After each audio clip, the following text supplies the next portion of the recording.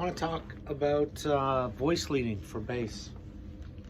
And you might think voice leading that's for the vocalists, or that's for the piano player or whatever. As a bass player, I just need to know what the roots are, and I'm good to go. And I would argue that it's everybody can benefit from the concept of voice leading. And so I'm going to talk a little bit about what that is, and show you what it is. Like, really simplify it for you guys, and you'll find you're going to have better bass lines. So let me talk a little bit about the bass is a voice in an ensemble of players. It happens to be the lowest instrument, and therefore has like a role, right? And typically you will have your guitar player, come. Maybe you're in an original band, and your guitar player says, got this great song, and it goes from D to A to C to G, and you start jamming out on that, right? So most of us will just go, oh, okay, let's play.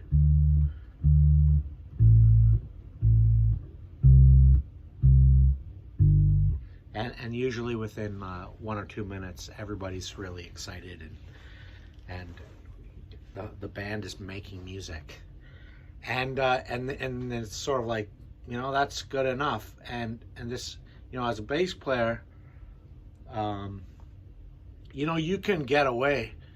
You can always get away with playing the roots of the chord changes. You'll always be in, but it's about the safest and most, I would argue, it's the safest, and because it's so safe, it's probably the least original and least musical sounding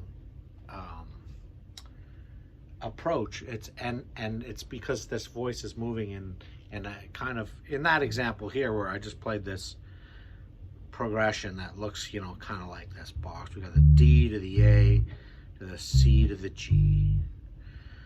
And some of us, let me back up for a second. There's nothing really melodic about that movement. Okay? So there's things we might do to kind of like give it some melodic flow. Okay? So we might here's a dirty trick you probably have seen. You might go,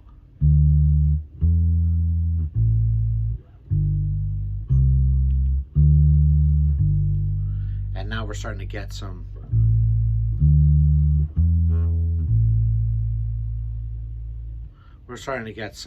more melodic sounds, but we're still just kind of hitting the root and prefixing, and that's better than just banging away on the roots. Which maybe, by the way, I should mention, sometimes for like the kinds of music you're playing, if you're playing like punk rock, stuff like that, like those kinds of movements are part of the sound. Like they're part of those big clunky movements, are part of like why punk music sounds the way that it does. And so it has its place. Okay, I'm just saying that maybe the song that somebody's bringing to the table for you to come up with a bass line for isn't a punk rock song. Maybe it's more of a ballad, or maybe it's, I don't know, maybe it's a jazz tune, or maybe it's a country song. I don't know. But you may not be satisfied with the kinds of the musicality coming out of root style movements. Okay, so we want to find maybe some like more musical ways, and I talked a little bit about voice leading, and I want to get to that, but I want to illustrate what the challenge is here. The problem that we're trying to solve here is that you're trying to take something that's very like mechanical sounding and very angular sounding and make it maybe sound a little bit more melodic. Okay, and so sticking with this progression, okay, some of you are probably thinking, well, you know, what are these? So yeah, you're playing D, A, C, G. And some of you smart cats out there are probably thinking, well, you should probably try to understand, like, what is that D? Is it a D major? Is it D minor? Like, what is it? What is it doing? And so you can ask. You can always ask. And sometimes your guitar players, they may or may not know. In which case, you know, you may have to like hear it out. So this is the thing. You in order to do some voice leading, you have to know like at least sort of the basic quality of those changes, okay? Because it may not just be. So here's an example. Listen how different these sound.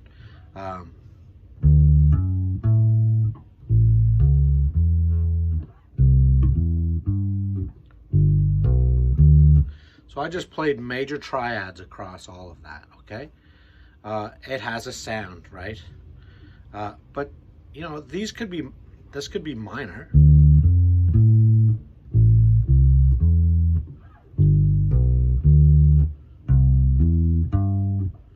And I just reversed that last one there. But these could be minor, these could be major. Any mixture of the, you know, there might be a diminished in here. But if you don't know, you're gonna have a hard time like coming up with a bass line that isn't dictated by the roots of the chord changes. Okay, and I'll show you why. So let's make an assumption about this chord progression. Okay, let's assume that they're all major chords. Okay. So that helps us already. We know we've got a couple of extra notes that will work outside of the root. So we know we got the root. This is a major third, right?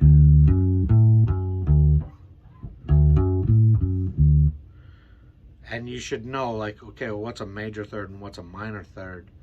What's a fifth? You should at least be able to like know how to build a triad off of those different chord changes. At minimum, as a bass player, you need to have this knowledge if you want to go beyond root style playing. So your guitar player can tell you, or you can just kind of like, if they can't, you can just listen for it. Oh, you'll know if it's in.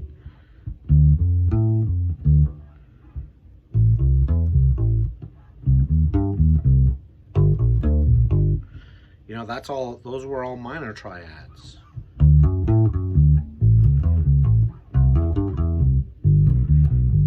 Those were all major triads.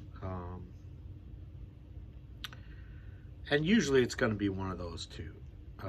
Even if one of these, you know, that last chord might be a dominant chord, it'll still have a major triad making it up.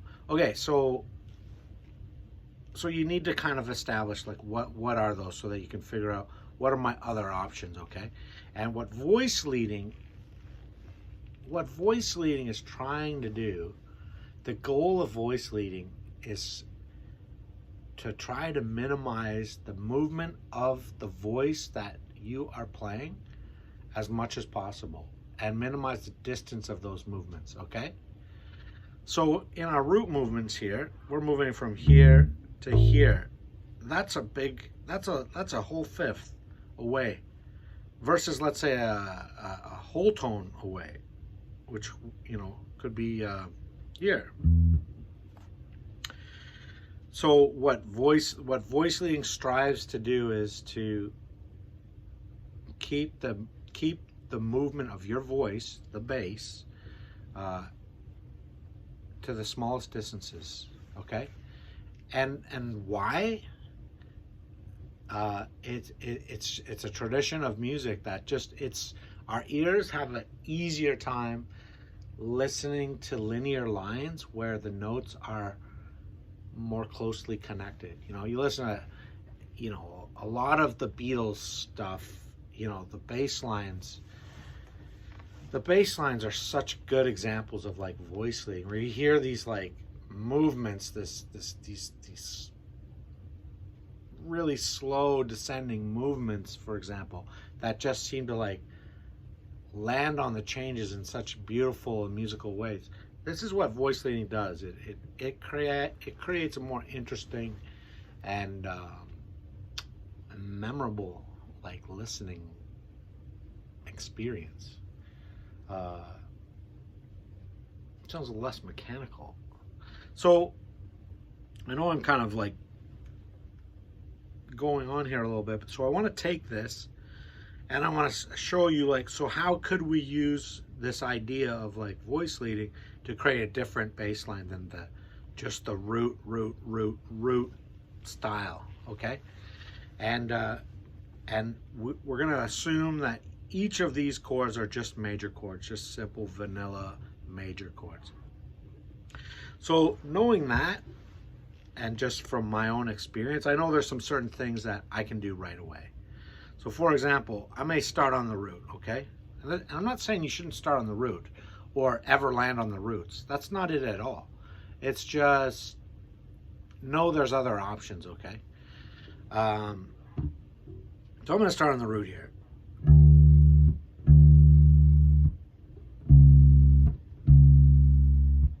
So I just moved a half step down. I know that that note will work because it's the third of that A. So instead of going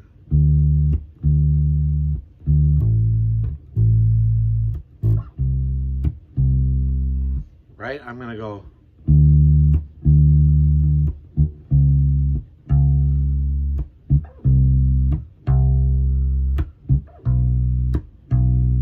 so I just walk down in half steps, and if we look at what, so that, you know, and that's a good example of like how you could voice lead, okay? So here I'm on the root, here I'm on the third of that A. I step down again, I'm on the root of C, and half step again happens to be the third of that G, right?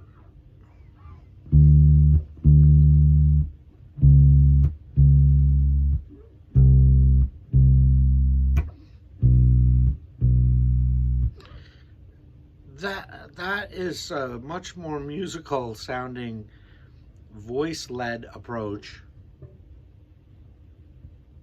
and more sophisticated than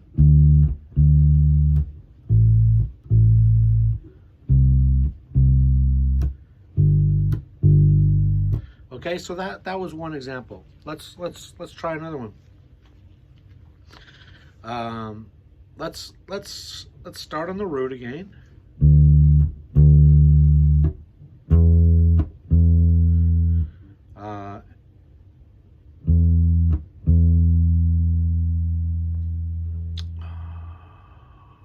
Let's build this. Let's build this out here. So root,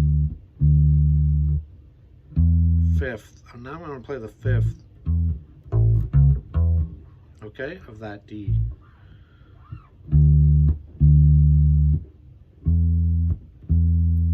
Now I could stay here because it's actually the third of that C.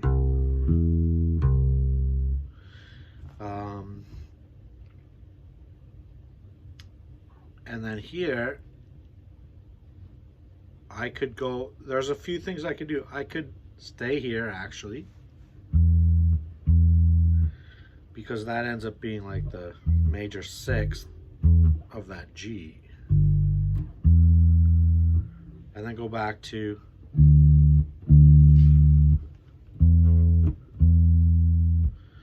and without hearing the chords over top, let me see if I can play a version of that.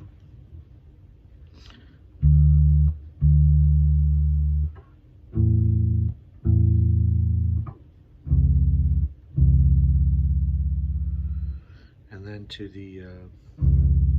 the G would be like this. but it will work. That 6 maybe we'll move from that 6 just to keep it in the realm of triads, to keep things like really simple. But I could have just moved back. This could be a 2-note bass line. It could be as simple as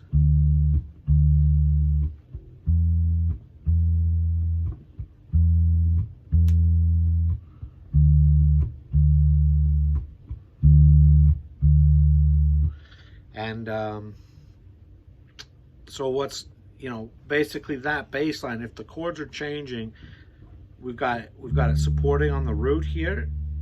When we move up here, it's playing the 5th of that A. And when we stay here, it's playing the 3rd of that C. Right?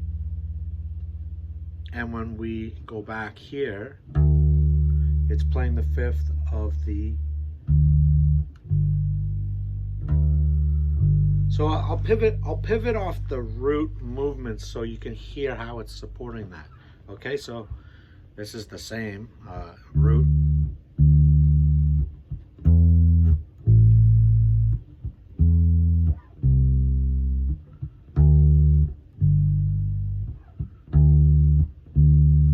Now, each of those root movements would be like your guitar players, playing through those chords. Their voice is going to support the roots in those situations there. So you've just taken a 4-chord loop and simplified it. And you might think, oh, that sucks. Like, you took a really easy idea and made it easier. That's not going to be very fun to play. This is not what this is about. This is about creating like interesting sounds, okay? And you just have to trust me that when you can minimize your movements and make like intelligent choices about the notes you're gonna use to support those chord changes, and you can be elegantly simplistic. This is hard. This is harder to do and takes more mental energy, and the benefits will be apparent right away. And you watch, your bandmates will look at you and say, oh, that's really cool. Like, that's really cool. Like, you kind of like abstracted that chord progression in like that interesting way, and it still supports the changes. And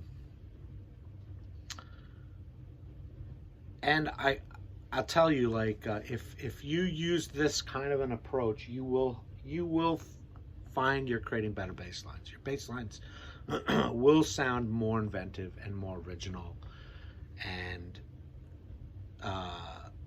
you can start to use that kind of an approach to kind of get outside of like maybe like a typical way of thinking about how your bass lines are getting created,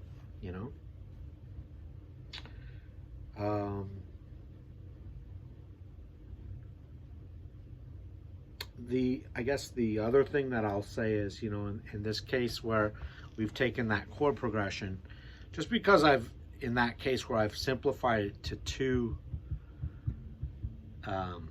two tones, it doesn't mean I can't like use that idea now and color that up a little bit with something, like add some movement within that.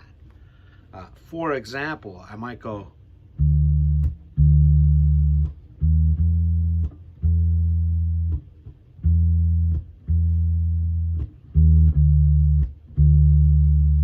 see, so I just like walk between those, right?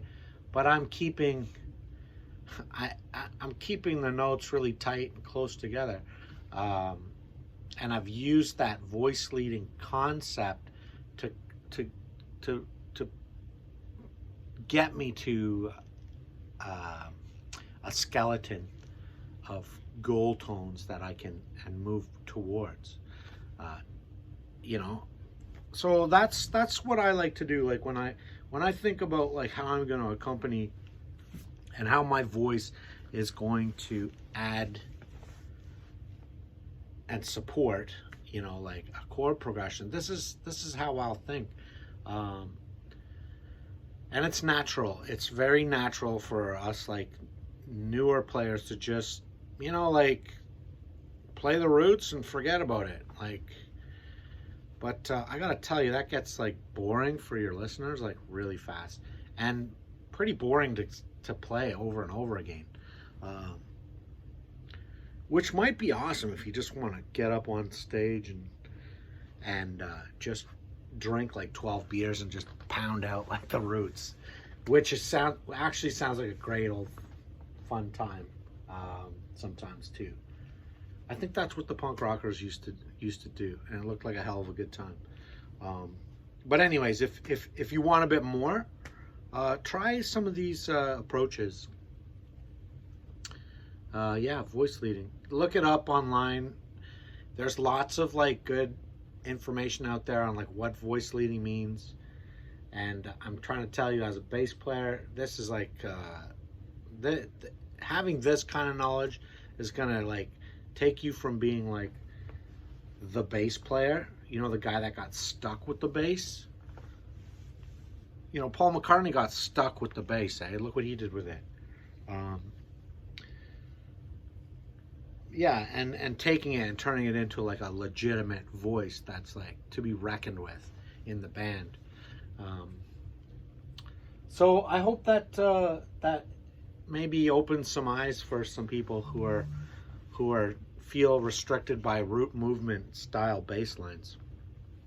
There's other options out there, and all you really need to do is ask yourself, what kind of chords am I playing over, and start with the most simplest like chord elements, you know, like what are the triadic chord tones belonging to each of those, and are they closer than the root movement? If they are, try playing them. Guarantee you're gonna get better sounding bass lines. All right.